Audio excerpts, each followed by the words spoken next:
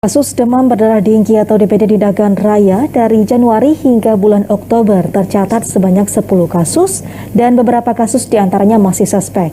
Meski tergolong dalam jumlah kecil, namun Dinas Kesehatan setempat menghimbau masyarakat mewaspadai DBD di daerah itu, terlebih saat musim hujan seperti saat ini. Kasus DBD atau demam berdarah denggi menjadi salah satu perhatian serius dari Dinas Kesehatan Kabupaten Nagan Raya.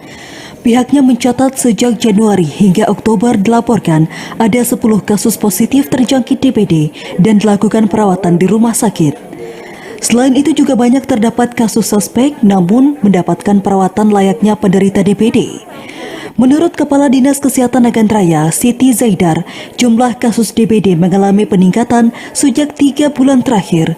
Pasalnya kondisi seperti saat ini sangat rentan terserang DBD karena memasuki musim penghujan di mana nyamuk berkembang biak lebih cepat. Saat ini ada beberapa pasien yang masih menjalani perawatan di Rumah Sakit Sultan Iskandar Muda Nagan Raya. Menurut Dinas Kesehatan, selain stunting dan COVID-19, saat ini DBD juga menjadi fokus penanganan dari Dinas Kesehatan sehingga pihaknya akan melakukan sosialisasi dan himbauan untuk mencegah terjangkitnya DBD. Kita Dinas Kesehatan bekerja sama dengan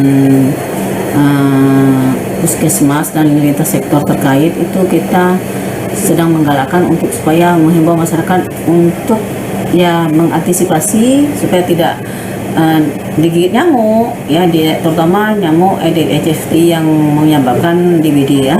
Jadi kita usahakan, kita kasih tahu sama masyarakat bahwasanya galakkanlah 3M itu.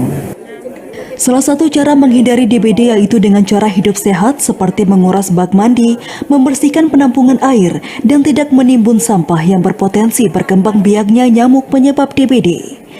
Dari Nagan Raya, Aziz Saputra, TVRI melaporkan.